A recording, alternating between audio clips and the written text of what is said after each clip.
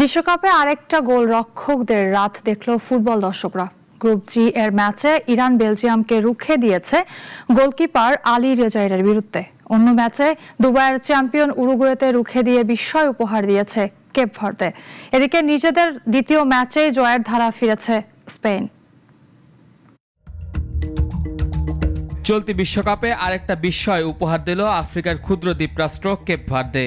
দুইবারের champion উরুগুয়েকে 2-2 গোলে রুখে দিয়েছে তারা। এদিন মিয়ামিতে কেপ ভার্দে শুধু রক্ষণেই ব্যস্ত ছিল না। 21 মিনিটে কেভিন পিনার গোলে লিড নেয় কেপ ভার্দে। যদিও প্রথমার্ধে সমতা ফিরিয়ে এগিয়ে যায় উরুগুয়ে, দ্বিতীয়ার্ধে হ্যালো ভারেল্লার গোলে সমতা ফেরায় কেপ ভার্দে।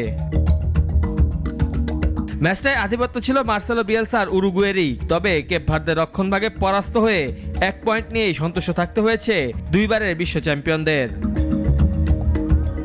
এদিকে শক্তিশালী বেলজিয়ামকে রুখে দিয়েছে ইরান। এই ম্যাচে ইরানের ড্রয়ের নায়কও গোলকিপার আলীরেজা বেইরানভান্দ।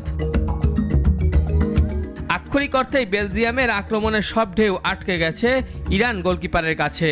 ইরানের জালের উদ্দেশ্যে মোট 22টি শট নিয়েছে বেলজিয়াম, যার 7টা ছিল অন টার্গেট। তবে কোনোটাই ফাঁকি দিতে পারেনি আলীরেজাকে। অন্য ম্যাচে সৌদি আরবকে 4 গোলে উড়িয়ে জয়ের ধারায় ফিরেছে স্পেন। পুরো ম্যাচে সৌদির পোস্টে 21টা শট নিয়েছে স্প্যানিয়ার্ডরা, যার 9টা ছিল অন টার্গেট। এর মাঝে জাল খুঁজে পায় 4টা।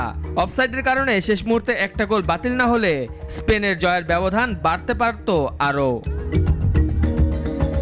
অন্য ম্যাচে মোহাম্মদ সালাহ নৈপুণ্যে বিশ্বকাপের ইতিহাসে নিজেদের প্রথম জয় পেয়েছে মিশর। নিউজিল্যান্ডকে 3-1 ব্যবধানে হারিয়ে কেটেছে মিশরীয়দের 92 বছরের অপেক্ষা।